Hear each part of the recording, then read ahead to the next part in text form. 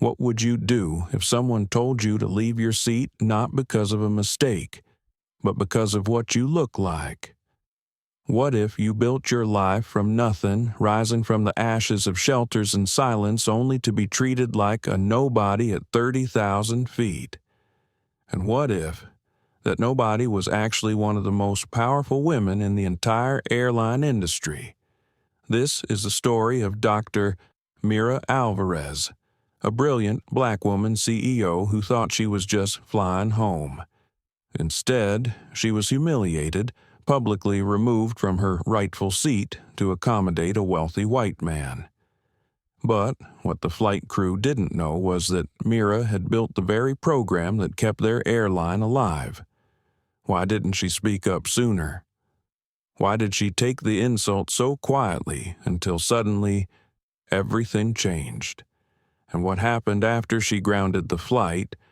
Not with rage, but with righteous fire. Stay with us, because by the end, you'll question what justice really looks like in the sky and in the world. If this story moves you, don't forget to like, share, and subscribe to our channel. Let's begin. It was a cold Thursday evening in downtown Chicago when Eliot Raines noticed her. He had just stepped out of Velvet Table, his newest Michelin-starred restaurant surrounded by the usual entourage. Paparazzi waited across the street, their lenses like glassy eyes. His driver stood by the open door of a sleek black SUV. The night was crisp, scented with truffle oil and fresh bread wafting from the kitchen vents. Everything about the world he moved in was polished, filtered, precise, except her. She stood by the edge of the patio fence, no taller than his waist, 8 years old, maybe 9. Her sneakers were damp, mismatched. In her hand, a crumpled paper bag holding something fragile. Eliot slowed, barely noticing he'd done so. She held out the bag to a passing couple in pearls and pressed wool. "Would you like to buy a flower?" "Just $1. The woman recoiled without eye contact. The man muttered, "Get lost." And they walked on. Eliot frowned. The girl wasn't dirty, but her coat was thin and patched, sleeves too short for her arms. She turned toward the entrance of Velvet Table, eyes wide with wonder. The hostess noticed her and subtly stepped in front of the door. Eliot spoke before he could stop himself. "Hey, what's in the bag?" The girl looked up quickly, startled. Her eyes were the color of wet coffee grounds, luminous even in the streetlight. "Just paper flowers, sir," she said softly. "I make them myself." He stepped closer. "Why are you selling them?" She hesitated. "To help Mama. We don't have enough, and they won't let us in restaurants like this." There it was, that last line. Said plainly, like gravity, like rain. They won't let us in. She wasn't trying to guilt him. She was just explaining the world as she knew it. Eliot took the bag gently and looked inside. The flowers weren't perfect creased, a little damp, but they were intricate, folded with care, each petal layered with a precision that felt oddly familiar. He turned to the hostess. "Could you get a table for me and—" He glanced at the girl. "Lina," she said quickly. "My name's Lina. Eliot Raines," he replied, nodding at her with a faint smile. "Let's eat. Lina." The hostess's face froze. "Sir, we're fully booked." Eliot raised an eyebrow. "You sure she swallowed? We'll make space." They were seated by the window, across from a large wine rack encased in glass. Lina sat stiffly, clutching her paper bag. Eliot ordered a small pasta for her and coffee for himself. She watched the chandelier above like it was a cloud made of stars. Her eyes sparkled, but her posture stayed tight, as if waiting for someone to yell. When the food came, she said thank you twice, then ate with quiet precision. Eliot didn't speak at first. He just watched. There was something haunting about her, familiar. He couldn't stop thinking about his mother. The way she used to fold napkins into swans when he was small. How she skipped dinner to buy him books, hiding her hunger behind a smile. She died when he was 16. Cancer took her within months. He'd buried a part of himself with her, but now, this child, paper flowers, big eyes, words like bricks of truth. "Where's your mom now?" he asked gently. "At home," Lina said between small bites. "She's tired, works cleaning offices, sometimes gets sick from the chemicals. I don't want her to worry." Her voice cracked at the edge of that last sentence. "You do this a lot?" Eliot asked. "Selling flowers," Lina nodded. "Only after school. I don't ask for money, just if people want to give. Some yell, some take flowers but don't pay. That's okay." "It's not okay," Eliot murmured. She looked at him, puzzled. He shook his head. "Nothing. You did a good job on these. You're talented." That made her smile. Her teeth weren't perfect, but her joy was.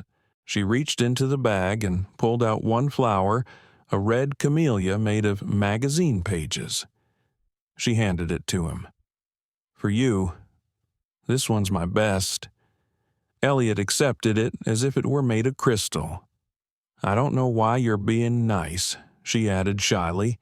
"Because someone should be," he said simply.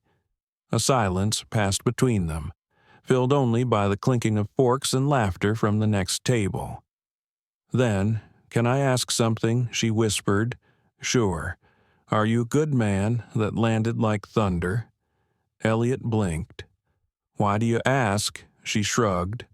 "Mama says sometimes rich people do nice things just to feel good, but she also says some are kind all the way through. I'm trying to figure out which kind you are." He laughed quietly, stunned by her honesty. "Fair question." So she pressed. "I don't know," he said truthfully. "Maybe I'm still figuring it out too." Lina smiled again, and that was enough for now. When dinner ended, Eliot handed her a business card. "Give this to your mom. Tell her to call me tomorrow morning." "Why?" "Because I want to meet her." She looked hesitant. "I just want to help. Nothing strange. You decide." Lina studied him for a long moment. Then she nodded, tucked the card into her jacket, and gave a polite thank you. As she stepped out into the cold again, Eliot watched through the glass. She turned back once and waved. He waved back, and when he looked down at the camellia in his hand, he realized he was shaking. The next morning, Eliot Raines arrived at his office earlier than usual. The skyline of Chicago was still soft with morning haze, and his espresso machine hissed softly in the corner. He sat by the window, the paper camellia resting carefully beside his laptop. He hadn't stopped thinking about Lina. It wasn't just her resilience, or even her honesty. It was the way she'd looked at the world like it was both breakable and beautiful, like she'd seen far too much for someone her age and still decided to make something gentle out of it. He watched his phone. It remained silent. By 10, still no call. By 11, he gave up waiting and stood. He grabbed his coat and left. "Clear my morning," he told his assistant. "I have somewhere to be." The address on the card led him to a worn-down apartment complex on the south side. 3 floors of red brick with peeling railings and a sunken courtyard. The air smelled faintly of bleach and old cooking oil. He knocked on apartment 3B. The door opened a crack. A woman stood behind it, wary and exhausted. Her dark hair was pulled into a low bun. She wore a faded hoodie, a cleaning rag tossed over one shoulder, Her eyes, deep brown, shadowed, narrowed as they scanned his face. "Can I help you?" she asked, voice guarded. "I'm Eliot Raines," he said gently. "Lina gave you my card." She paused, then slowly opened the door wider. "I'm Mira Alvarez, Lina's mother." He nodded. "May I come in?" She hesitated, then stepped aside. The apartment was small but clean. Sunlight streamed through cheap curtains.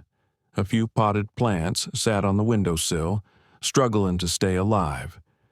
There were books stacked neatly in corners. A hand-drawn calendar marked school days and work shifts, and on the table a small pile of colorful paper scraps. "You fold flowers with her," Eliot observed.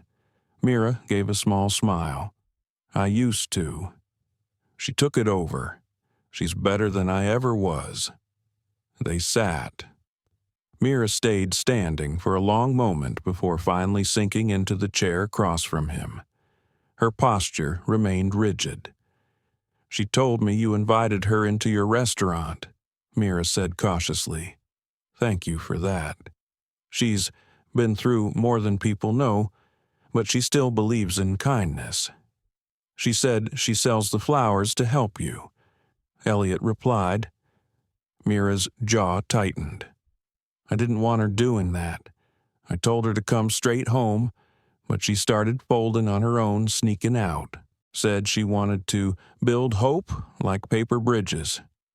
Her words, Eliot felt something catch in his chest. "She's extraordinary. She's a child," Mira said, voice thin. "She shouldn't have to be extraordinary to be treated with dignity."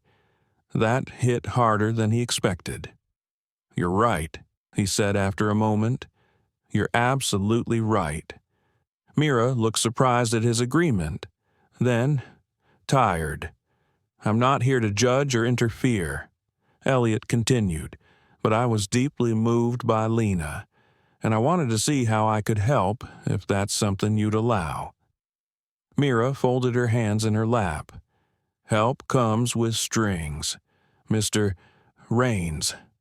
I've had my share of people offering kindness that came with paperwork and control." "What kind of help are we talking about? No strings," Eliot said.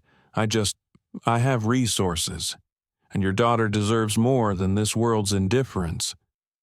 Mira studied him, and then, for a split second, her face cracked. She looked away. "I used to dream big," she said quietly. "I went to community college for early childhood education. Then I met someone. Fell hard, fast. He said all the right things. Lina's father." She nodded once. "Dante Cruz, worked in shipping. He was charming until he wasn't. The first slap came 3 months after Lina was born. I stayed another year." She paused, while Mira's voice was quiet now. "Because I believed I could fix him, and because he convinced me I was the broken one." Eliot stayed silent, listening. One night, he hit Lina. Not hard, but enough. That was the end. I grabbed her, a diaper bag, and ran to a shelter in a snowstorm. Never looked back. Her hands trembled slightly in her lap. She didn't hide it. Since then, it's been 4 jobs, 1,000 prayers, and one brilliant little girl who reminds me that love can grow even in cracked soil. Eliot felt something shift inside him. He had known ambition, power, fame, but he hadn't known survival like this. He leaned forward. "What if I offered you something that wasn't charity?" Mira raised an eyebrow. "A partnership," he said. "Your daughter has talent, creativity, vision. I own an education nonprofit, the Raines Foundation. We sponsor art and literacy programs for underprivileged youth. What if Lina helped us launch a campaign? Her story, her flowers, her voice?" Mira blinked. "You'd use her?" No, Eliot said gently. I'd lift her. You'd control the narrative. I'd provide the platform. And I'd cover your rent for a year so you could work one job instead of 3. Mira stared at him for a long time, then whispered, Why would you do that? Because when I lost my mother, I lost the only person who ever made me believe I was worth anything. And last night, your daughter reminded me what that felt like. Silence, a long, aching silence. Then Mira nodded. Once. I'll think about it. That's all I ask. Before he left, Eliot looked toward the bedroom door paint peeling. Crayons on the lower wall. May I say goodbye to her? She's still sleeping, Mira said, but you can come back. He smiled faintly. I will. That evening, Lina sat cross-legged on the rug, folding magazine paper into a tulip. Mira watched her from the couch. Did you know he's a billionaire? Mira asked softly. Lina glanced up. No, but I thought he had magic shoes. Mira smiled. Why magic? They didn't make a sound when he walked. Mira leaned back. He wants to help. Really help. Not just give us things, but open something. Lina nodded solemnly. I trust him. He listened. Mira didn't respond. Her eyes shimmered, but she blinked quickly.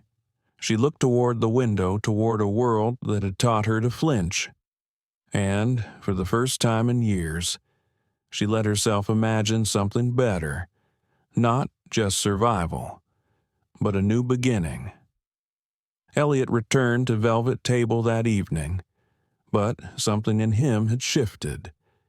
He didn't glance at the reservation book, didn't comment on the lighting or the plating. Instead, he stood near the back window, where the candles flickered gently against the glass, and watched people arrive, men in tailored suits, women with glossy heels and clipped laughter. They looked polished like he used to be. But his thoughts kept drifting back to a paper camellia, a cramped apartment, a little girl with a lopsided braid and a gaze too old for her years. A knock on the staff entrance interrupted his thoughts. It was Mira.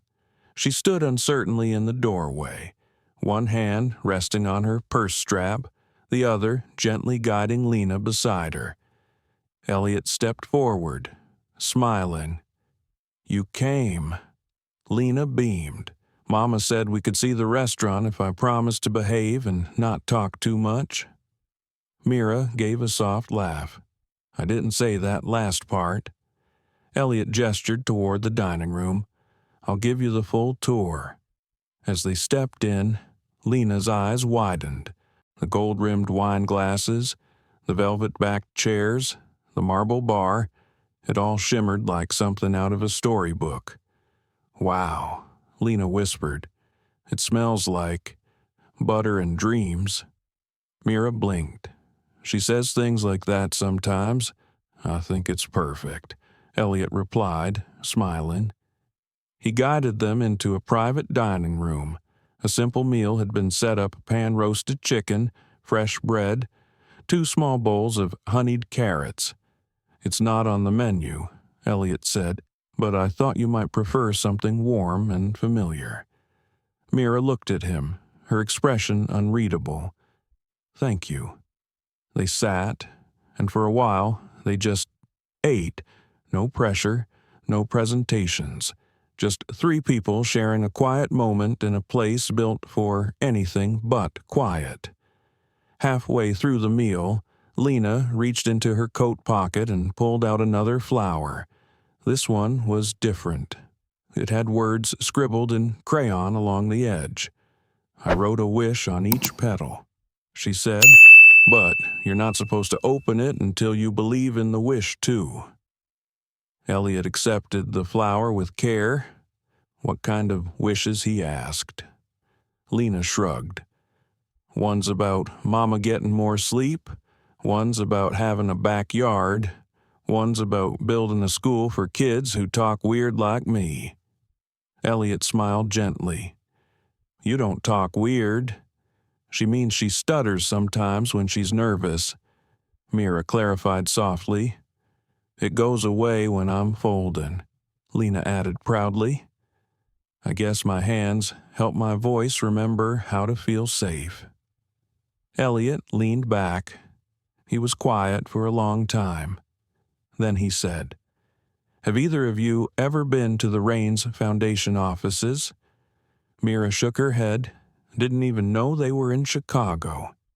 They are, 2 floors in a shared building near the lake. He paused. We're building out a new program, one that combines art therapy, storytelling, and entrepreneurship for kids from difficult backgrounds. I want to call it Paper Bridges, Lina gasped. That's what I called my pretend school. Mira looked at Eliot, stunned. It's real now, he said. Then to Lina, you inspired it, and I want you to be the face of it. Not for show, not as a mascot. As a founder, you'll help us design the space, choose the colors, fold the first 100 flowers. Mira frowned. That's a lot of pressure to put on an 8-year-old. I agree, Eliot said, which is why it's your choice. You too. Mira, I won't do anything without your full comfort. Lina leaned into her mom. Can we at least see it? Mira met Eliot's gaze. Tomorrow, anytime you want, after they finish dinner. Eliot walked them out. Lina stopped near the front door and pointed toward the gold plaque on the wall velvet table. You should have a flower here, she said, so people know it's not scary. Eliot smiled. Maybe you could help me design one. Lina nodded. I already have an idea. As they left, Eliot stood at the door a long while, hands still resting on the glass. Behind him, the music played softly. The servers moved like shadows. But the most important guest he'd welcomed that day had come in through the kitchen and left with a borrowed coat. The next afternoon, Mira and Lina stepped into the Raines Foundation building. It wasn't what they expected. No glossy marble, no sleek white walls. Instead, it smelled like fresh paint and paper. The waiting area was filled with murals, some clearly drawn by children, others more refined. Books were stacked in crates, not shelves. Folded cranes dangled from the ceiling. Eliot met them by the front desk. Welcome home, he said. Mira narrowed her eyes. Let's not rush to that word. Fair, Eliot admitted. He led them down a hallway lined with sketches. This is the space we're reserving for Paper Bridges, he explained. The idea is a creative lab. Kids can write, fold, paint, or even just sit quietly if they need to. Every flower they fold will be exchanged for points. Points they can trade for books, meals, or supplies to take home. Lina was spinning slowly in the middle of the room. Can we paint the walls yellow? Of course, Eliot said. You're in charge of color. Mira crossed her arms. What about staff safety? Licensed therapists will be on site. 2 full-time instructors. The first program starts in 3 weeks. Mira turned to him. Why are you doing this? Really, Eliot met her eyes. I spent 20 years trying to prove myself in a world that only cared about numbers and net worth. But it wasn't until a little girl offered me a paper flower and refused to take money that I remembered something I'd lost. He looked over at Lina, who was now kneeling beside a window, staring out at the lake. I remembered what it feels like to be seen. Mira didn't say anything for a long time. Then she whispered, and what happens when the money runs out? Or the press finds out we're not doing this for headlines, Eliot said, and the funding is already secured. Lina came up and tugged on Mira's sleeve. Mama, can we help build it? Mira hesitated. Then she nodded. Okay. Eliot exhaled. For the first time in years, the world felt wide open again. The following weeks unfolded like pages from a forgotten book. Pages Mira wasn't sure she trusted yet. Every morning began the same. A thermos of coffee, a quick brush through Lina's hair, the soft tug of winter boots. But now, there was a new addition, the yellow folder. Lina carried it everywhere. Inside were sketches of flower shapes, notes about kids who might want to come, and questions Mira had no answers to. What if a kid's dad is mean and won't let them come? What if someone doesn't like folding, but they still want to feel brave? What if someone cries and the flower can't help? Each time Lina asked, Mira paused. The truth was, she didn't know how this would work, not really. They were just a mother and daughter from a rusted apartment building who had stumbled into a billionaire's orbit. Surely that kind of gravity had rules. Surely there was a limit. But Eliot didn't seem interested in limits. He called them each evening, not to micromanage, but to ask simple things. What colors make Lina feel strong? What days did Mira have off work? Would Saturday mornings work better than Thursdays? When Mira hesitated, he didn't push, he just listened. Still, doubt crept in late at night. When Lina was asleep and the city hummed quietly below their window, Mira would stare at the ceiling and remember the way Eliot's restaurant glittered with chandeliers and how people like her had once been told to stay outside. What if this was just guilt disguised as generosity? What if it was a well-meaning man trying to fix something that couldn't be fixed? One night, Eliot asked if he could stop by their building. Nothing formal. He said over the phone, just, I've been thinking. Mira hesitated. This isn't the kind of place where people like you just drop in. I'm not coming as people like me. I'm coming as me. He arrived the next morning. He brought coffee, real coffee, not diner brew, and he brought a folded-up blueprint. They sat at the tiny kitchen table, the same one Mira had fixed with duct tape the year before, and unrolled the paper. What is this? She asked, scanning the lines. A backyard, he said. For you, for her, for the kids who come to paper bridges. I bought the 2 adjacent lots beside the foundation. The city signed off yesterday.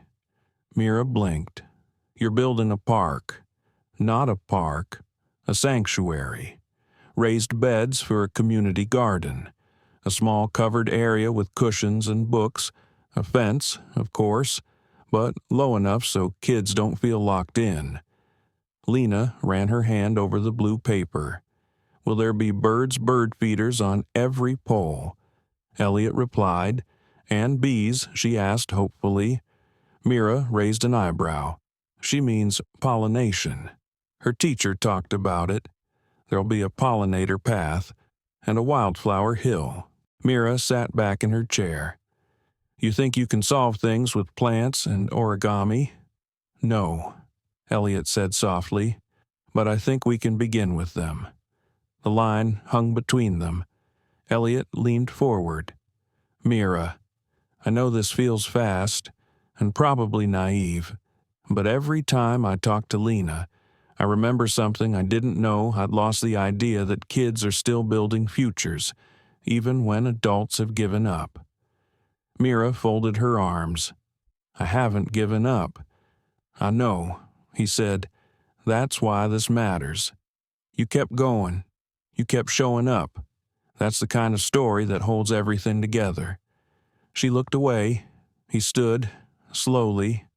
I'll go. I just wanted you to see the idea.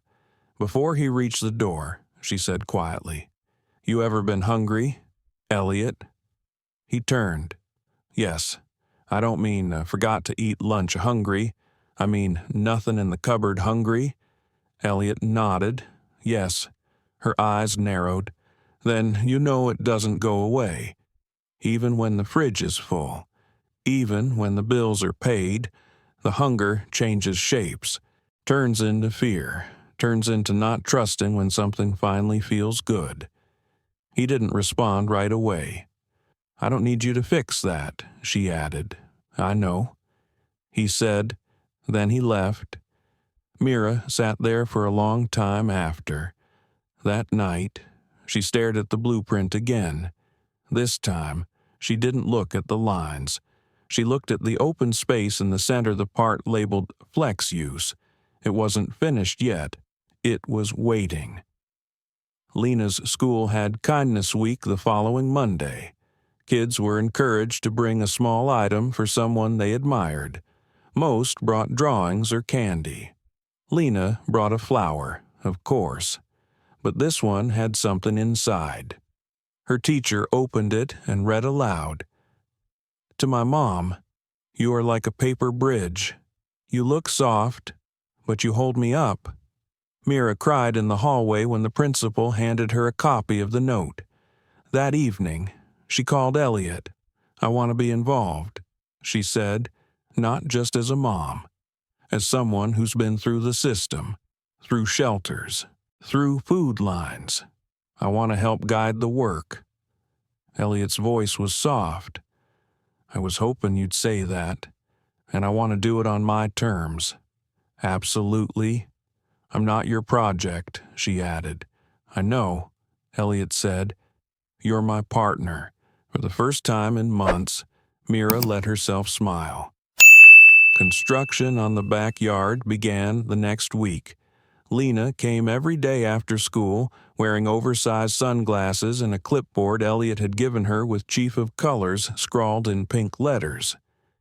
She picked the paint for the bench's periwinkle.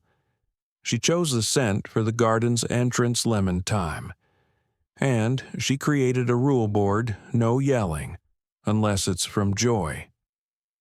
One afternoon, she found Eliot standing near the south corner, just staring at the soil. Are you thinking sad thoughts, she asked. He looked down.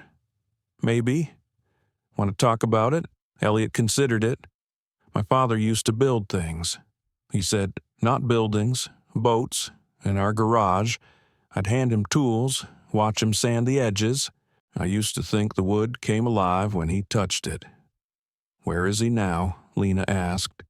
Gone, Eliot said. He passed when I was 20. Lina took his hand. Maybe he's watching you build this. Eliot smiled. Maybe he is. That night, Eliot wrote a letter, not to a board member, not to a donor, to himself. It read, remember this feeling.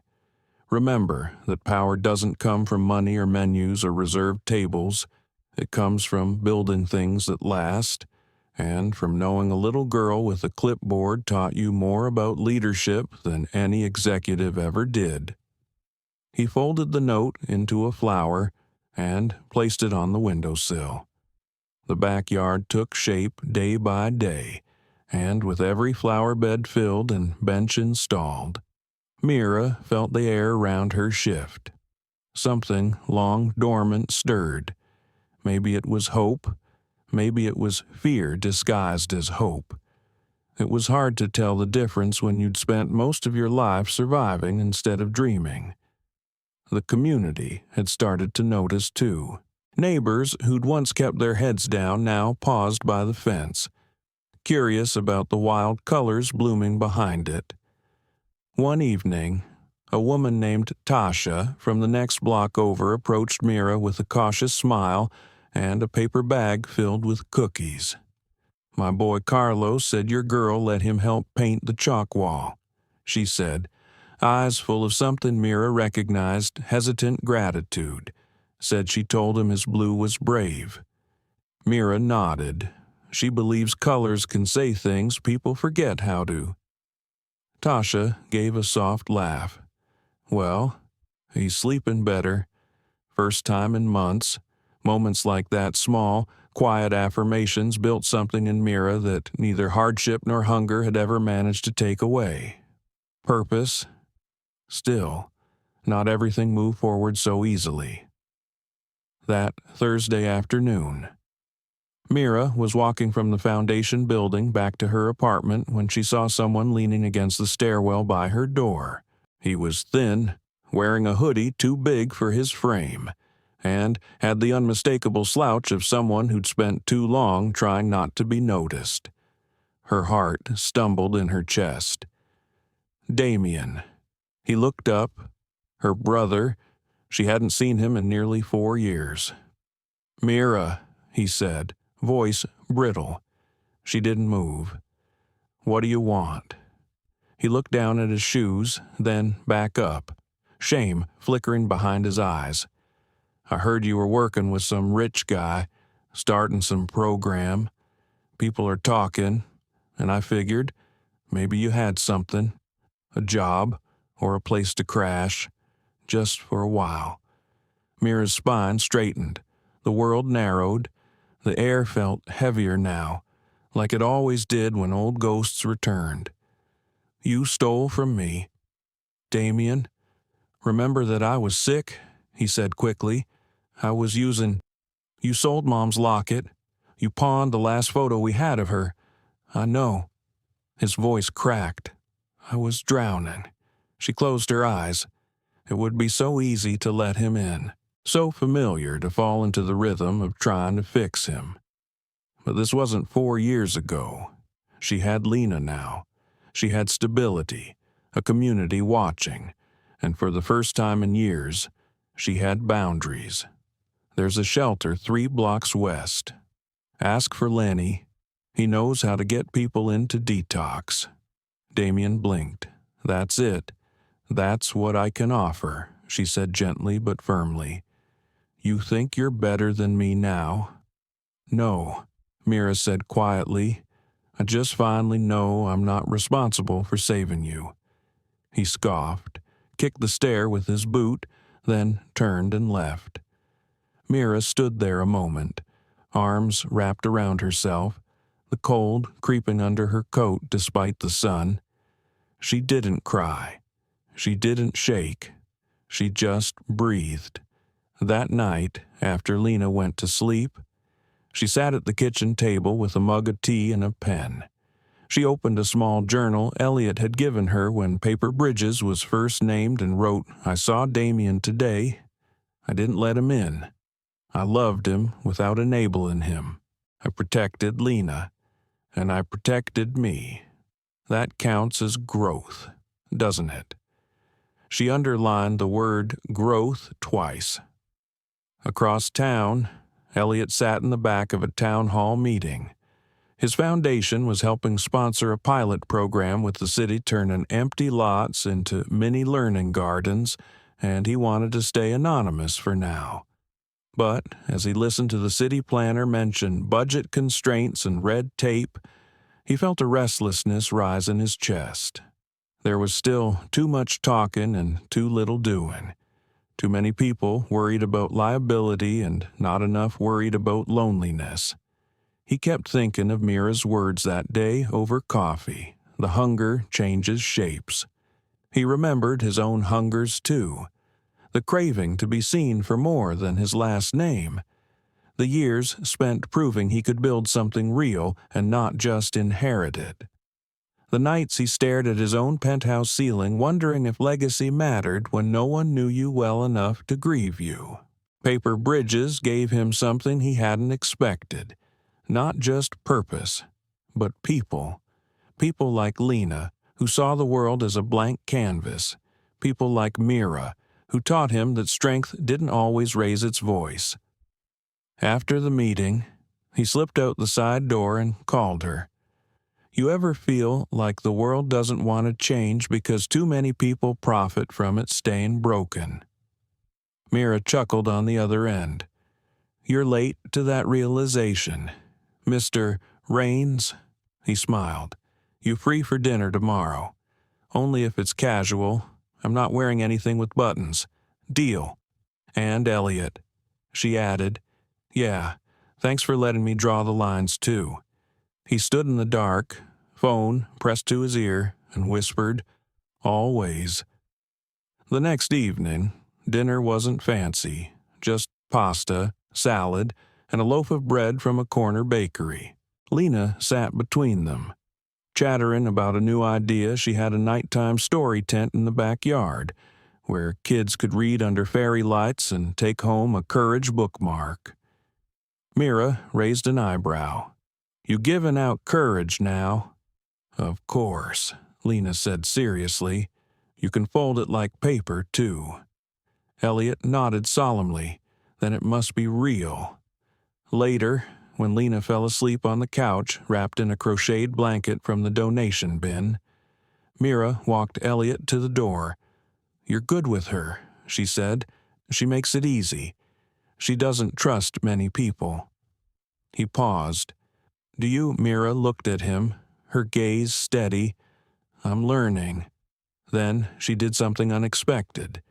She reached into the drawer by the door, pulled out a folded note, and placed it in his hand.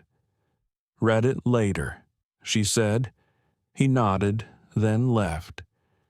That night, in his car under the quiet blink of the street light, he unfolded the paper.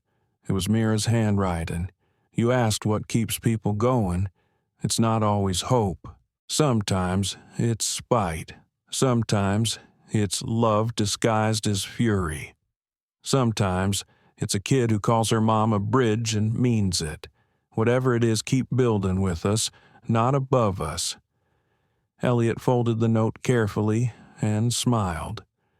The morning after she gave Eliot the letter, Mira found herself awake before the sun, staring at the ceiling. Sleep hadn't lasted. Not because of nightmares, those had long lost their grip on her, but because something in her spirit had shifted. She was beginning to believe in peace, and that, she'd learned, was sometimes more terrifying than pain. Pain she knew how to manage. Peace asked her to trust. Lina was still asleep in the next room, curled around the stuffed fox she'd named Marigold. Mira tiptoed into the kitchen, brewed tea, and stepped out onto the small balcony. From there, she could see the edge of the garden at Paper Bridges. The fairy lights were still glowing faintly in the dawn haze. She sipped slowly, trying to hold stillness, but peace, like weeds, could be interrupted. Her phone buzzed. Unknown number. She almost ignored it, but instinct made her answer. "Mira Alvarez." "Yes. This is Detective Colson with the 37th Precinct. I'm calling about your brother." Her grip tightened on the mug. "Damien, he was picked up late last night. Trespassing and possession. He gave your name as emergency contact." She closed her eyes. Her stomach folded in on itself. "Is he okay?" "He's not hurt, just lost. Again." "I'll come down," she said. After getting Lina settled with Miss Etta next door, Mira grabbed her coat and walked to the station. The hallway smelled like cold metal and old coffee, same as it always had. Damien sat on the bench, his hoodie pulled over his face, hands tucked between his knees.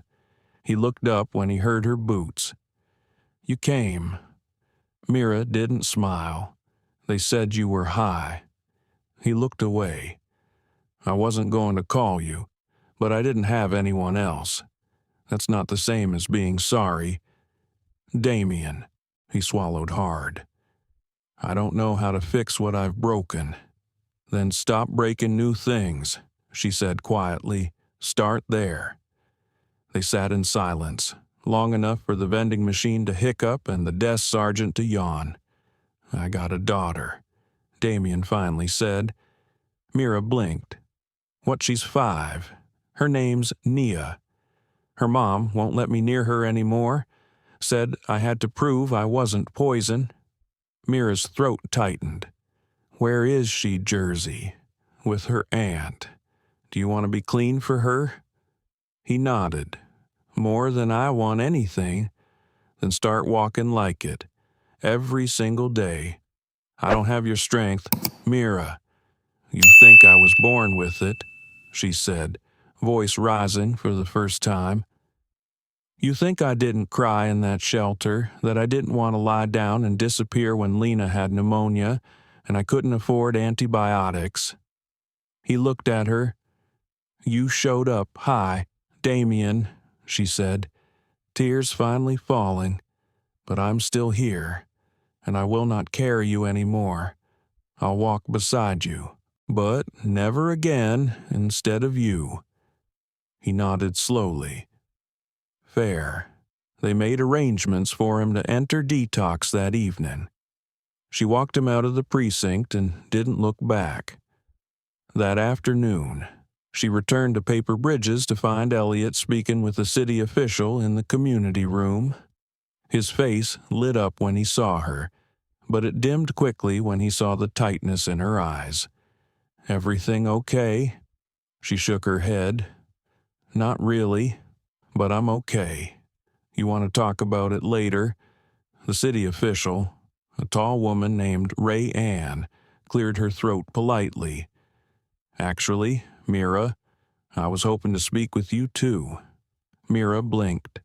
Ray Ann smiled. Word is, you're the soul behind this space. I'm just part of it. We're looking at expanding this pilot, your garden, your literacy corner, the kid-led art installation. It's changing the neighborhood dynamic. We want you to help us design the blueprint for other districts. Mira stared. You want my ideas? We want your insight, the kind of insight that doesn't come from a spreadsheet. Eliot grinned. Told you. You're the bridge. Later that night, after Lina had fallen asleep beneath the stars of the backyard reading tent, Mira sat on the porch steps. Eliot joined her, 2 steaming mugs in hand. You told me once that silence was your safety, he said, offering her the tea. She took it. But now you speak. You guide. You lead. Because no one else would, she said. Quiet. Do you ever wish someone had stepped in for you? She considered. I used to, but now I think I had to become the person I needed, so I could give her to Lina. Eliot nodded, eyes soft. Do you think people can change? You mean like Damien, or like me? He said. Mira looked at him. Really looked at him. The pressed collar, the slight tremble in his fingers when he held something delicate, the effort he made to listen instead of lecture, the way he kneeled to tie a child's shoe without checking his watch. You're already different than when I met you, she said. That obvious you smile with your eyes now. They sat in silence again, but this time it was full, not empty. After a while, Eliot pulled something from his pocket, a worn photograph, a little boy, maybe 6 or 7, in suspenders too big for his frame, standing in front of a closed restaurant with a cracked door. The sign above read, "Reserved for members only." That was my grandfather's place, Eliot said. I wasn't allowed inside for the first 3 years, not until I earned my way. Scrubbed floors, cleaned grease traps. He said, a man who doesn't know what a locked door feels like can't build one worth opening. Mira studied the photo. No wonder you stopped smiling, she murmured. Eliot shrugged. It made me work hard, but it also made me lonely. And now I'm trying to build something different. She handed the photo back gently. Start with this. Keep the door cracked. Always. He smiled. I'm glad I found this place. You didn't find it, Mira said. You saw it. A subtle difference, but a vital one.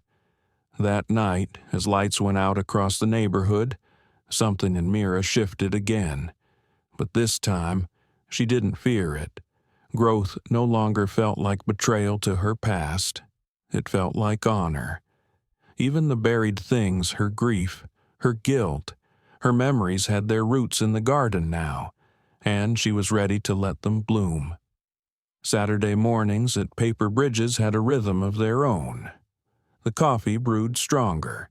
The air smelled like chalk and sidewalk paint, and the laughter of children rose above the fences like morning bird song.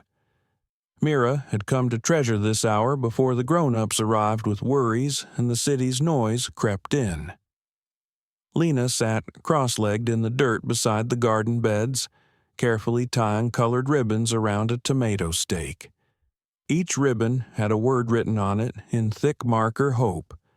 Trust, together, don't give up.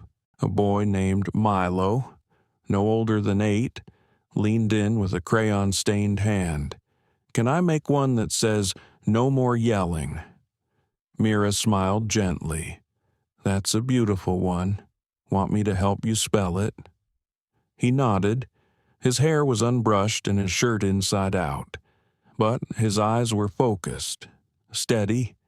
By 10, more children had gathered. Some came alone, some with tired parents. Some brought questions, some brought silence, but all of them brought their raw, unfinished hearts, and something about this place made them feel safe laying those hearts on the table. Eliot arrived just before noon, carrying a cardboard box and wearing a shirt with paint on the sleeves. Morning. Mira, he called out, voice bright but careful. Brought the mosaic tiles you asked for. She crossed the courtyard to meet him. Perfect timing. The kids are starting the wall today. Behind her, a stretch of brick sat bare, waiting to be transformed.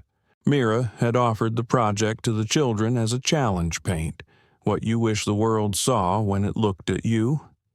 No rules, no limits, just truth. Lina had sketched a sun with faces inside of it, different skin tones, different shapes, one big shared smile. Milo's design was a single door, cracked open, with the words "Try Again" written above it. Mira traced the edge of the box with her fingers. These are going to shine. Eliot lowered his voice. There's a board meeting Monday. They want me to reconsider the expansion budget. Her jaw tensed. Let me guess, not cost-effective enough? He nodded. Some of them think community development is a side project, a photo op, not a return on investment.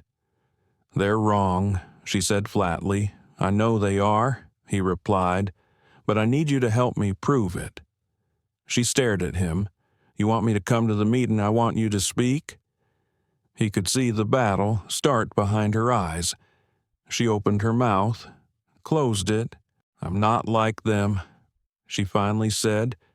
They'll smell it on me. That's exactly why you have to be there. She looked down. I'll think about it. The day went on. Paintbrushes dipped, colors bloomed. A girl named Tasha painted a pair of arms lifting another pair out of water. She didn't speak much, but her art did. At lunch, Mira sat under the willow tree, biting into a sandwich she hadn't made. One of the mothers had insisted on packing extras. She liked the rhythm of shared giving.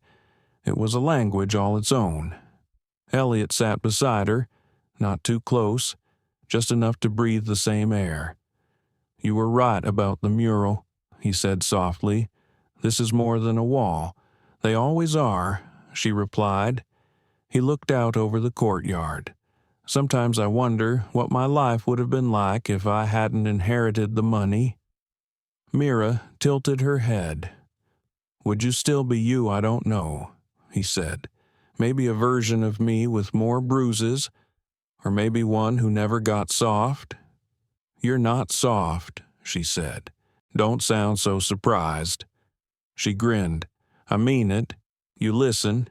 You change. That takes strength. He paused. I used to think strength was about not bending. What do you think now? I think it's about knowing when to. In the afternoon, rain began to tease the edges of the sky, and they moved the kids' mural session inside. The hallway filled with the scent of acrylics and sweaty socks. Mira didn't mind.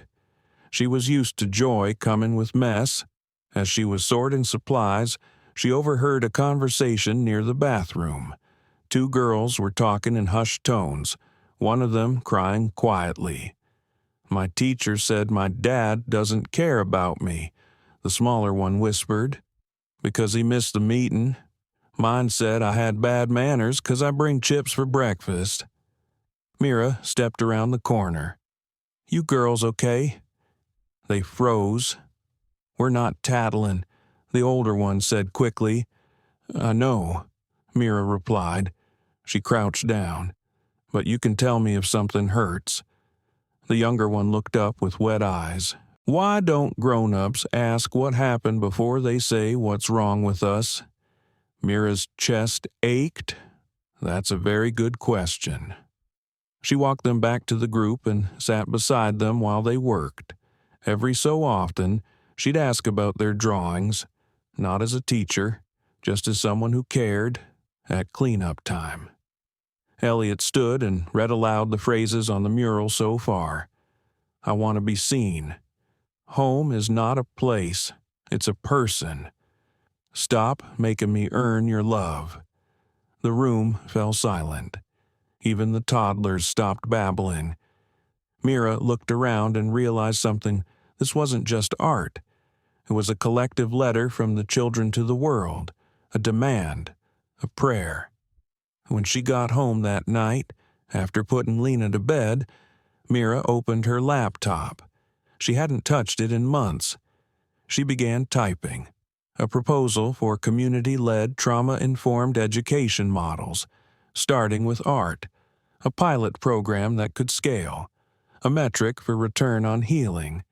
She wrote until midnight, paused, reread it, then added her name at the bottom, Mira Alvarez, parent, facilitator, survivor, builder.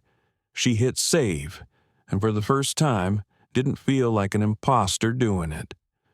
The next morning, as the sun spilled through the window, Lina padded into the kitchen, rubbing her eyes. "Mommy, what if we painted the library doors next?" Mira sipped her tea. "What would you paint?" Lina smiled sleepily, a big ear, an ear to remind people to listen first. Mira crouched and hugged her tightly. "That," she said, "is the best idea I've heard all week." Mira had not worn heels in 3 years. She stared down at her reflection in the train station window and almost didn't recognize the woman standing there. Blazer too stiff, lips painted, hair pinned. She looked like someone going into battle. Inside, her stomach churned. Not from fear of public speaking, she had spoken plenty. To women in crisis centers, to social workers with clipboards, to children holding crumpled drawings like confessions. No, this was a different kind of fear, the kind that comes from knowing your voice might be heard and still dismissed. Eliot was already waiting by the elevators when she arrived. His suit was charcoal, clean lines, but his tie was crooked, like he'd rushed or maybe cared too much to get it perfect.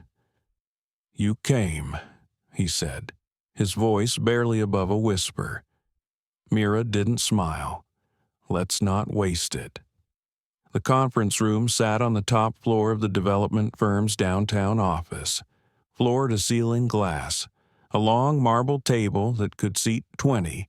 Everyone was already there, 4 men in tailored jackets, 2 women with taut smiles and phones they never put down. The air smelled of citrus and strategy.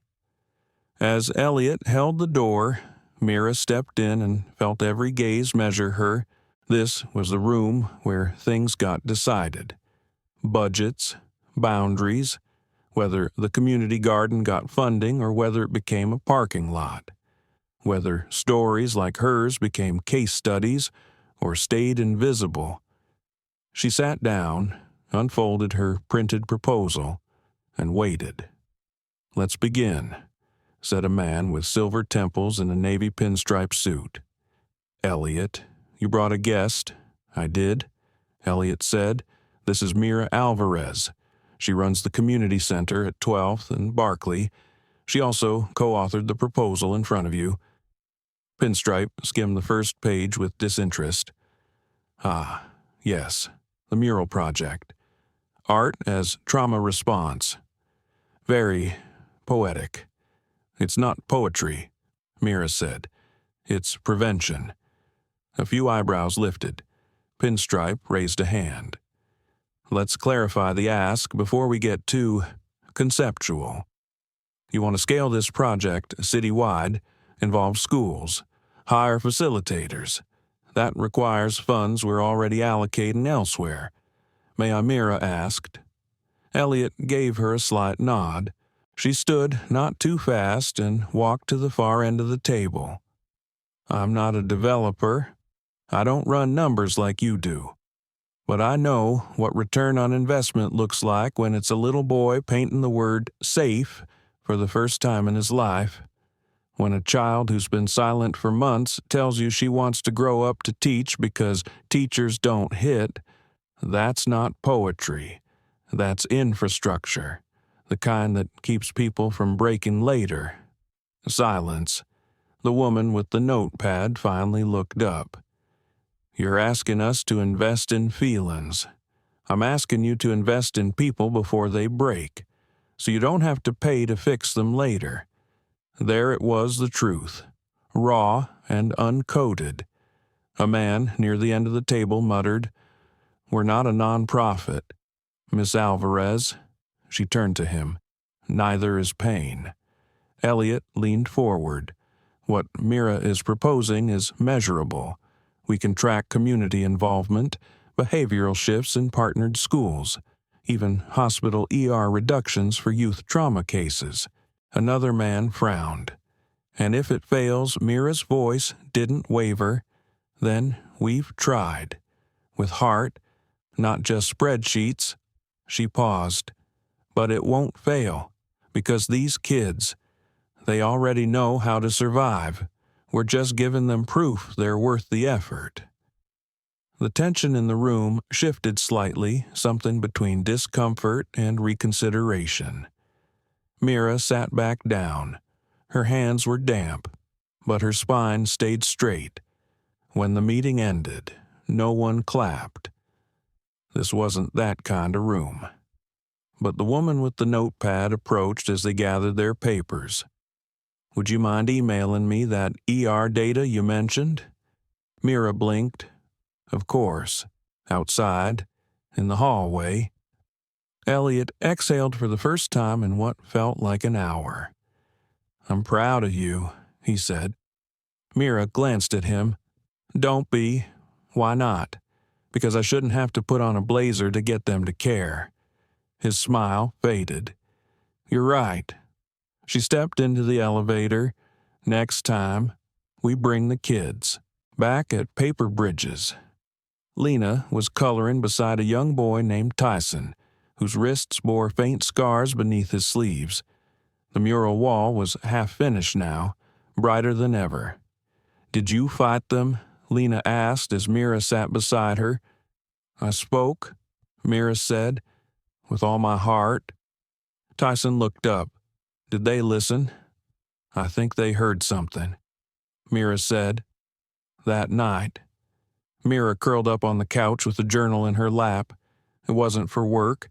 It wasn't a plan, just a record, a place to let her own voice rest. She wrote, "Today, I remembered the rooms that don't expect me, and I remembered I still belong in them. Then, on the next line, I am not their charity. I am their compass." The next morning, an email arrived from Ray Ann Morrison. Subject, "Let's talk." The body was short. "I heard you shook the 24th floor yesterday. I want to help you shake a few more. Lunch, my treat." Mira stared at the screen and felt something she hadn't in a long time. Hope that came with a plan. Not a fantasy. Not a rescue, but a real, hands-dirty, bricklaying kind of plan. Later that week, she stood in front of the mural with Eliot, Rayanne, and a local journalist. Cameras clicked as the children described their paintings. One boy pointed to his, "It's me with my brother." He passed. But here, he still smiles. The journalist asked softly, "And what do you call this?" "Wall," Mira answered without hesitation.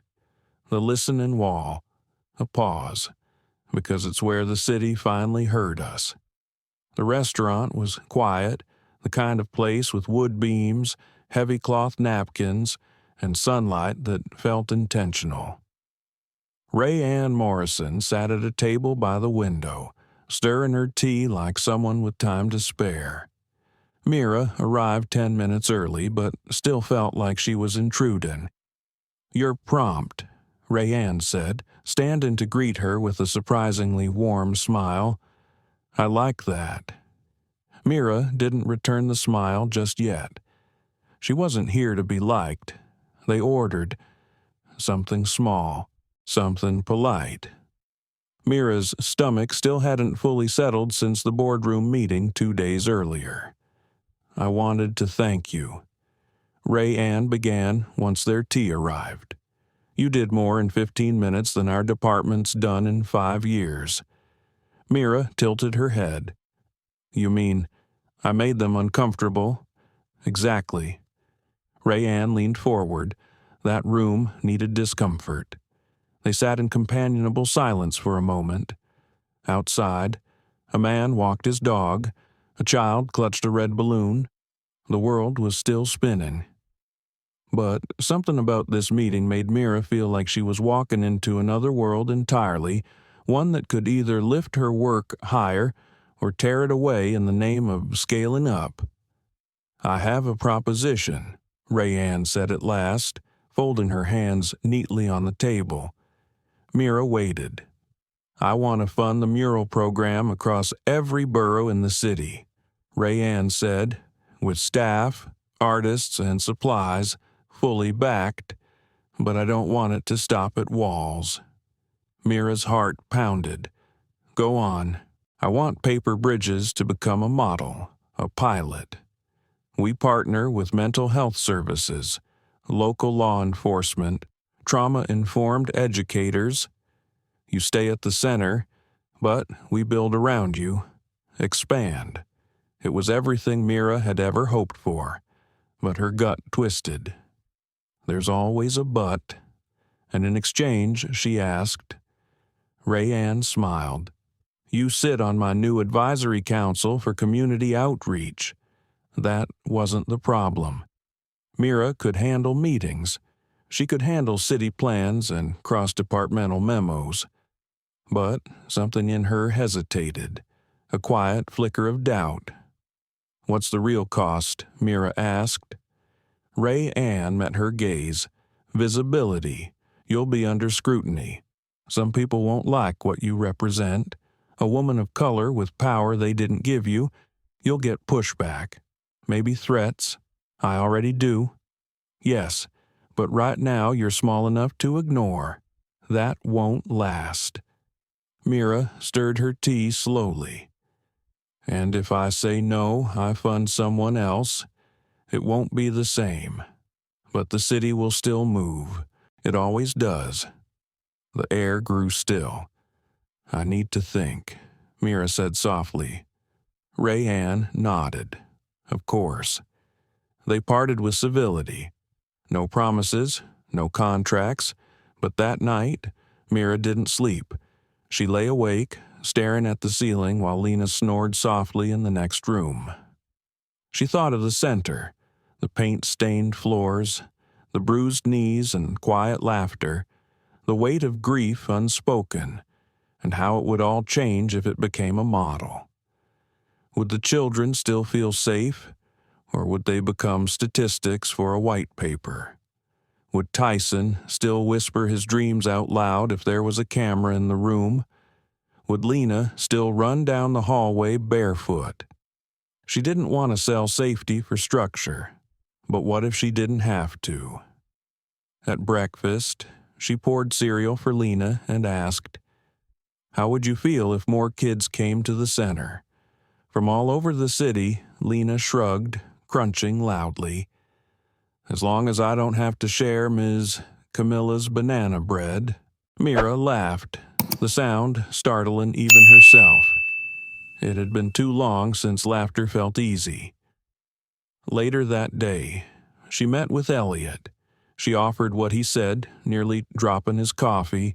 The whole thing, full funding, a network, and I haven't said yes. He paused. "Because you don't trust her?" "No, because I don't trust systems that suddenly decide we're valuable." Eliot nodded slowly. "I understand."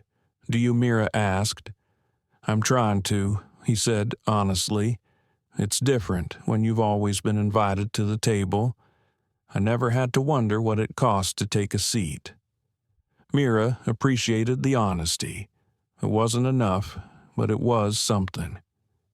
Eliot set his cup down. "Then don't take the seat." She frowned. "What build a new table? Invite Ray Ann to your structure. Make it yours from the beginning." The idea startled her, not because it was impossible, but because it required something she rarely allowed herself: ambition. That evening, she called Ray Ann. "I'll do it," she said, "but with 3 conditions. I'm listening. 1, Paper Bridges keeps full autonomy. Your people observe. They don't override. Done. 2, you hire from within. Every artist, counselor, and coordinator comes from the communities we serve. No outside experts parachuting in." Ray Ann hesitated. "That might be harder." "Not impossible." Mira cut in. "Okay, done." And 3, the kids keep the keys. The spaces stay open, free, and co-created. No walls with rules they don't help write. There was a pause. Then Ray Ann said, "Now that's the kind of table I'd be proud to sit at." Mira felt something warm flicker in her chest. Not pride, not yet, but power, shaped like hope. The next morning, Paper Bridges buzzed like a beehive. Word had spread even before Mira could announce it officially. Kids whispered about new paints. Ms. Camilla beamed over the baking counter. Tyson asked if he could paint the subway tunnel next. "Let's start with the library," Mira said, ruffling his hair. As she stepped outside, the mural on the wall caught her attention. It had grown, somehow. New flowers, new stars, a train made of paper and crayons, and, at the very end, a small doorway, painted with soft light spilling out. Mira reached out and touched it.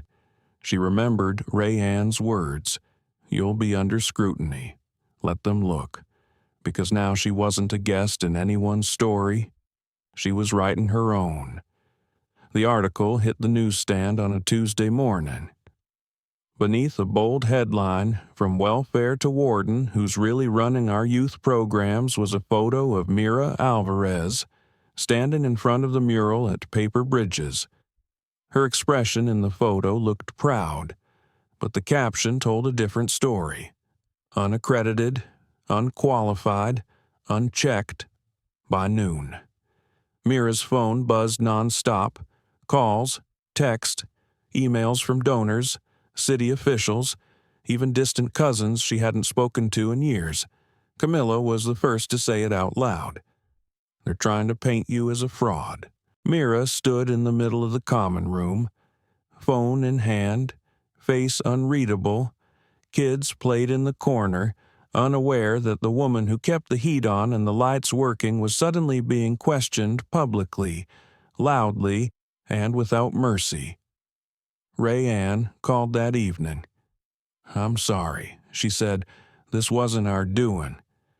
I didn't think it was, Mira replied calmly, but your silence will be. There was a pause on the line. We're working on a statement. Make sure it's one you'd stand by if this were your daughter, Mira said, and hung up. That night, she stayed late, alone. She wandered the hallway, brushing her fingers along the peeling walls. She sat in the art room and looked at old projects, tiny handprints, quotes written in blocky kid handwriting. I want to be a healer like Ms. Mira. She looked away. Mira had known this was coming. Power always demands receipts, and when you don't come from wealth, or legacy, or a boardroom full of suits who look like you people assume you stole something just by existing. She whispered into the quiet room. What if they're right? But no answer came. Only the creak of the floorboards and the faint smell of paint and paper. At home, Lina sensed something had shifted. Did you do something wrong, she asked. Mira looked at her daughter, this little light she'd fought so hard to protect. No, she said softly. But when people are scared of change, they try to break the thing that made them feel small. Lina nodded like she understood, though she probably didn't. The next morning, Eliot walked in with 2 coffees and a folder. I hired a media advisor, he said, without sitting, and a civil rights attorney, just in case. Mira didn't reach for the coffee. They don't scare me. Eliot, not the press, not the headlines, but I won't play a game I didn't agree to. Eliot finally sat. What do you want to do? She looked out the window. The mural was still there, untouched by ink or opinion.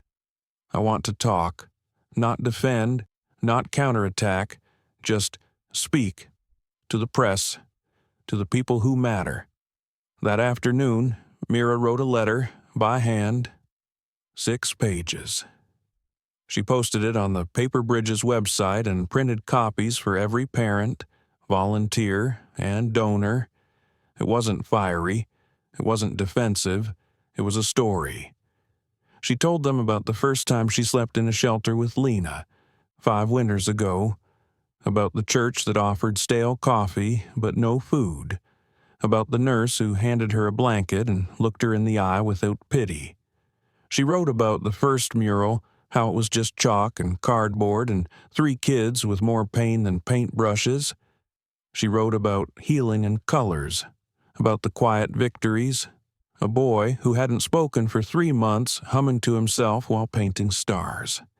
And she ended with this: I may not have your degrees, I may not have your pedigree, but I have something I would never trade for those things I have watched children remember their worth in a room they helped build. If that makes me unqualified, I'll carry that title with pride. The post went viral within 36 hours. Not just shared, but copied, annotated, discussed in classrooms, reposted by teachers, mental health workers, even a few celebrities. But the hate didn't vanish. It just got louder. You're still an activist pretending to be a professional. You're politicizing kids. Where's the white representation? Mira ignored most of it. But when someone photoshopped her face behind bars and shared it widely, she felt something inside her crack. It wasn't fear, it was fatigue. That night, she sat on the porch with Lina asleep inside, and Eliot beside her. You know, she said, I used to think resilience meant bouncing back. And now I think it means refusing to bend just because the wind's picking up. Eliot nodded. Do you want to stop? She closed her eyes. No, but I want to rest. Then let me carry some of this. She opened her eyes. I don't want to owe you. You won't. You'll owe you for letting someone love the burden too. The words caught her off guard. Not because they were romantic, they weren't, but because they were soft and patient and true. Mira looked at him, truly looked. "Okay," she whispered. The next week, Mira was invited to a public forum at a local university. 300 people packed the auditorium. Most were supportive, some were not. She took the stage slowly, deliberately. There were no notes. I was born into a world that didn't expect much from me. She began. Statistically speaking, I should have disappeared quietly, like so many do. Her voice did not tremble, but I didn't, because someone left a door open, one teacher, one counselor, one stranger who said, "You matter." She looked across the room, eyes, phones, breath all fixed on her. I created paper bridges so that no child waits their whole life to hear those words. So they walk through doors they helped build. So they leave walls behind. Thunderous applause followed. Not everyone stood, but most did. Back at the center, Camilla greeted her with a tearful hug. "You didn't just survive them," she said. "You rewrote the rules." Mira exhaled slowly. The wind hadn't died down, but she had grown roots. The days that followed Mira's public forum were a strange kind of quiet. Not the comforting kind, but the watchful kind, like the hush before a storm. Paper bridges kept running. Kids came and went. Art projects flourished, but the air around Mira felt heavier. One afternoon, as she restocked paintbrushes in the supply room, she noticed Camilla watching her. "You've stopped humming," Camilla said gently. Mira looked up. "What you used to hum while you worked. Every time. I haven't heard it in over a week." Mira placed the brushes down carefully. "I think part of me is waiting." "For what? For the next hit? The next investigation? The next person who walks in pretending to support us, but really came to tear it all apart?" Camilla crossed her arms, a faint frown wrinkling her brow. "You can't live in defense. Mira, you didn't build this place just to brace for war." Mira nodded slowly, but the tension in her shoulders didn't ease. Later that evening, Mira sat across from Eliot in his apartment, quiet, warm, full of potted plants and books with broken spines. He was making tea. "You haven't told me what you thought of the article in the Dispatch," she said. He stirred honey into her mug. "The piece with your foster records. The quote from your middle school principal. The claim that you once stole groceries as a teen." Mira's jaw tightened. Eliot slid the mug toward her. It was lazy journalism, framed to vilify, and it worked. Not on the people who matter. She stared at the steam rising from the cup. "I keep thinking, what if Lina reads this one day? What if she starts believing their version of me, the one who's dangerous, unfit, unworthy of trust?" Eliot leaned forward, voice low. "She'll know better, because she'll remember your warmth, your discipline, the way you held her during storms and told her she wasn't born broken." Mira closed her eyes. Her voice trembled. "I'm tired, Eliot. I know. Not of the work, of the noise, the cruelty, the way the world pretends to applaud underdogs but secretly wants them to fail the moment they rise." Eliot nodded. "They love your resilience until it makes them feel small." She opened her eyes and whispered, "Exactly." That night, a fire was set behind paper bridges. It didn't reach the main building. Someone tossed a Molotov through the back fence, igniting part of the community garden and melting a mural panel. The police came, the fire department, reporters. No one was hurt, but something broke. Lina sat up in bed that night and asked the question Mira had been dreading. "Are they going to make you stop?" Mira sat beside her, brushing her daughter's hair gently back. "They might try," she said, "but you won't let them." "Right?" Mira hesitated. "I don't know." Lina blinked. "But you said we have to finish what we start." "I did say that. Then we don't stop." Mira smiled, tears rising. "We don't stop."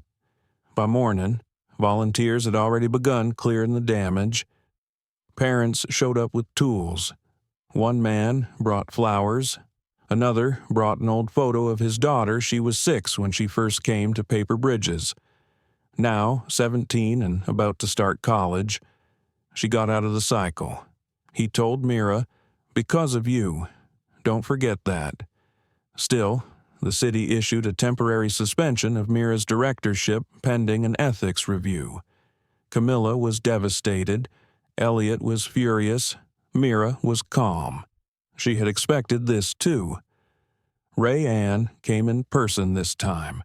She looked paler than usual, her confidence worn thin.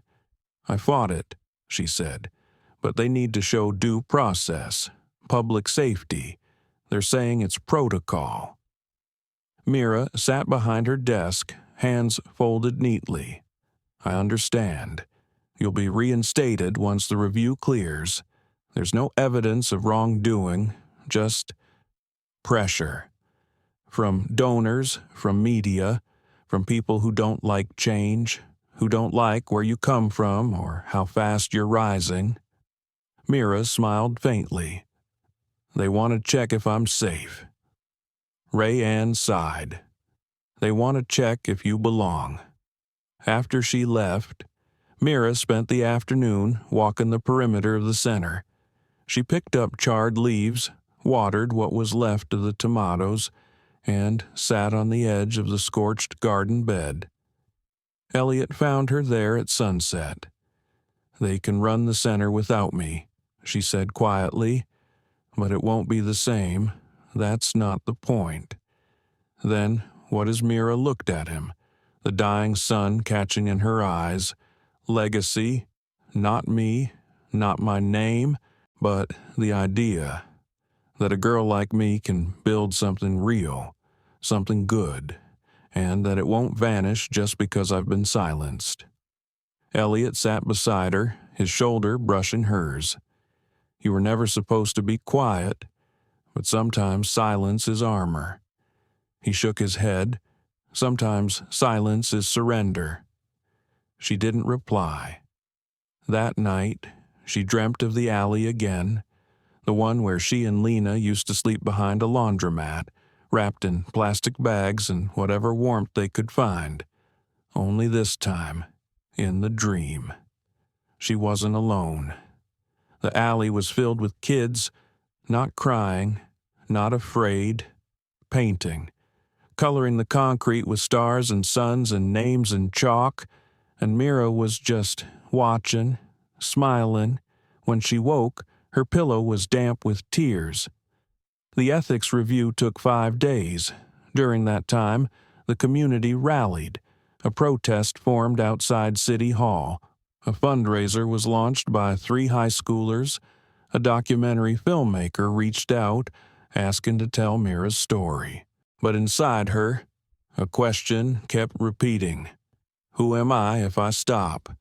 Who am I if I let them take this, and deeper still? Who am I if I fight so hard that I forget to rest, to breathe, to be something other than the shield Camilla found her journaling late one evening, sitting cross-legged on the mural floor? "What are you writing?" she asked.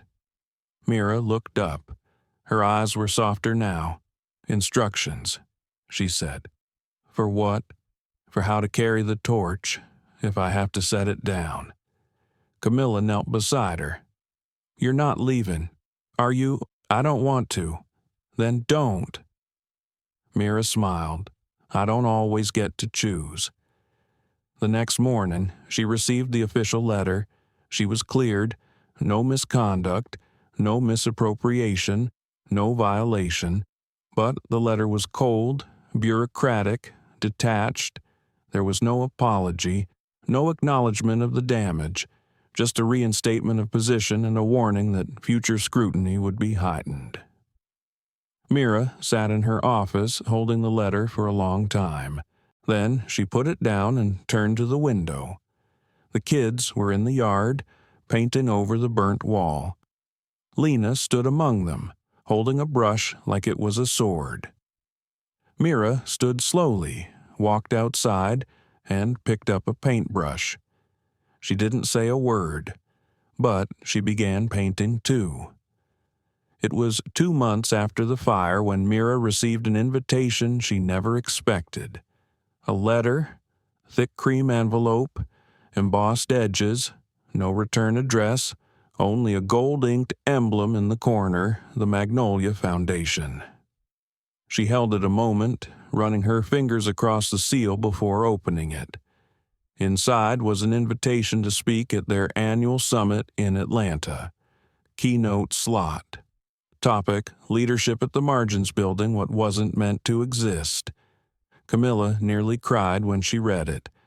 Eliot just smiled quietly and nodded. About time, he said, but Mira wasn't sure. That night, she sat in her kitchen, tea cooling untouched beside her as Lina sketched horses at the table. "Mama," Lina said suddenly, not looking up from her drawing.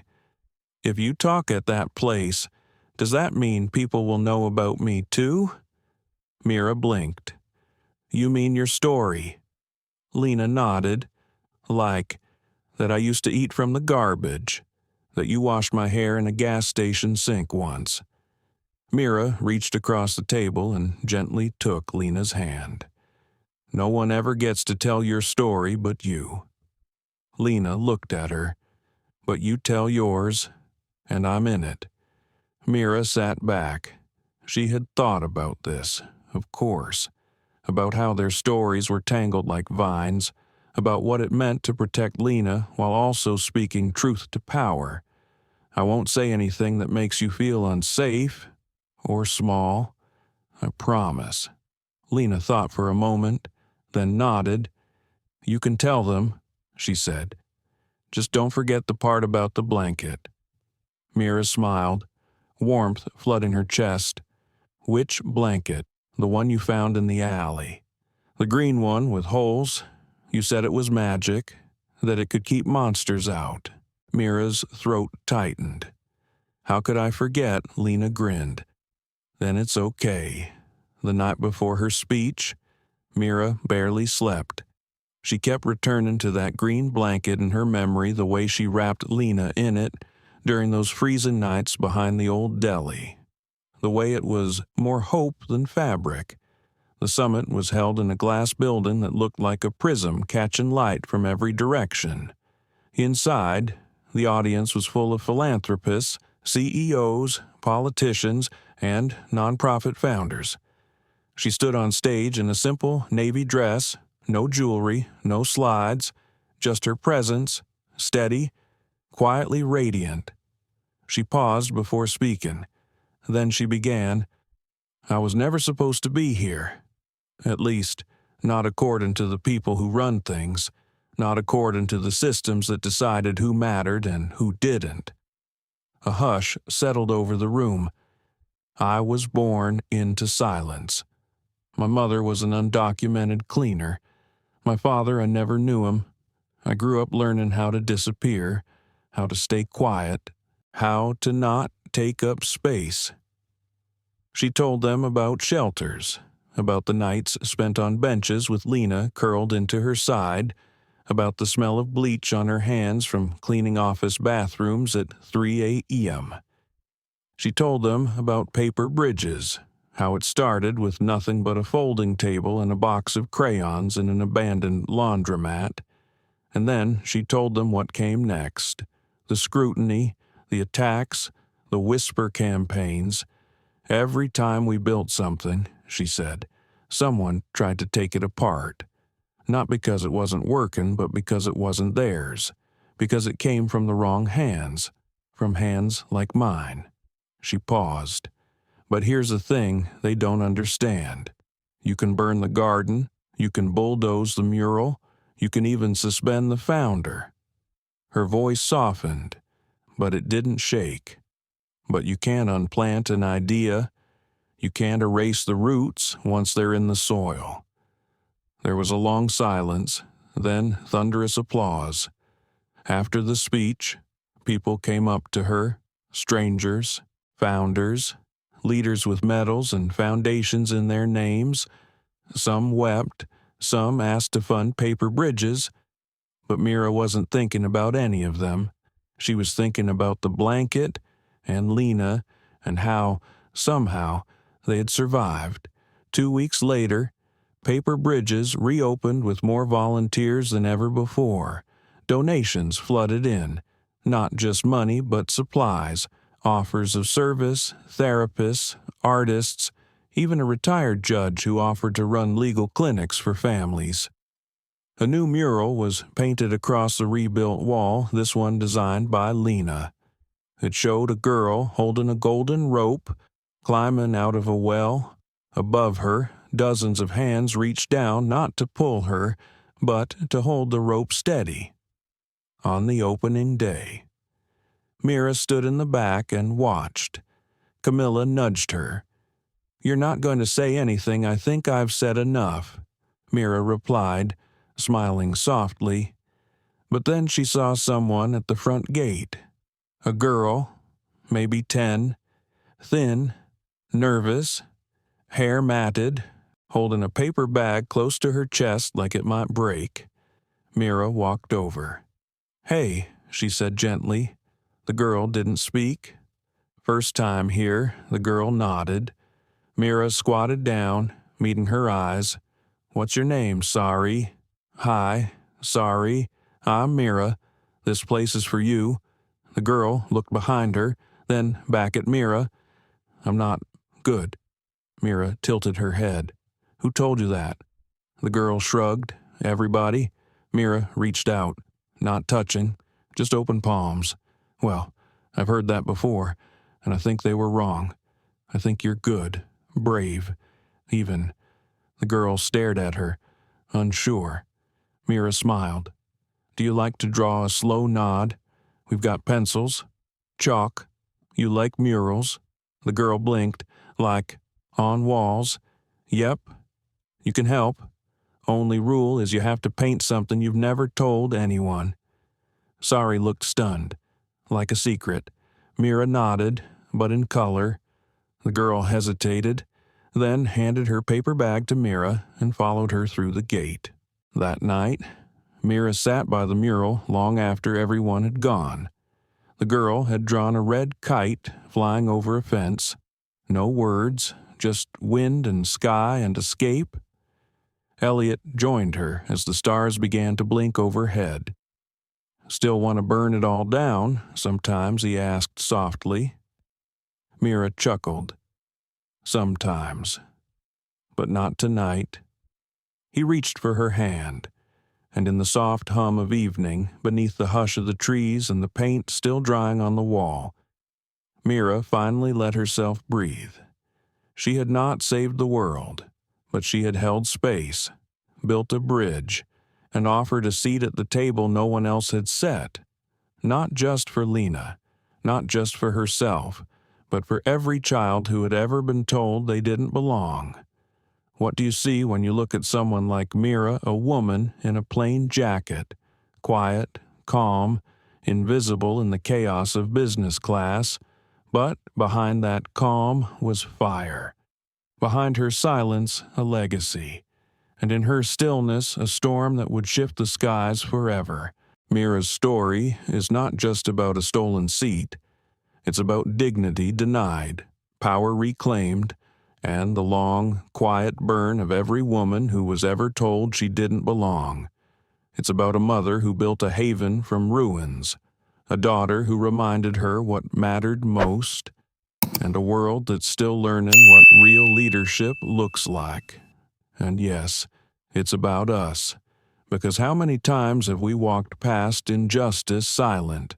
How many seats have been stolen while the world just watched? This story challenges us to do better, to see deeper, to stop mistaking quiet strength for weakness and start holding systems accountable for who they choose to lift and who they push aside. If Mira's journey stirred something in you like share and subscribe, let's keep telling the stories that matter, because the next time it happens, someone needs to be watching, and someone needs to speak. We'll be here every week until justice has a seat at every table.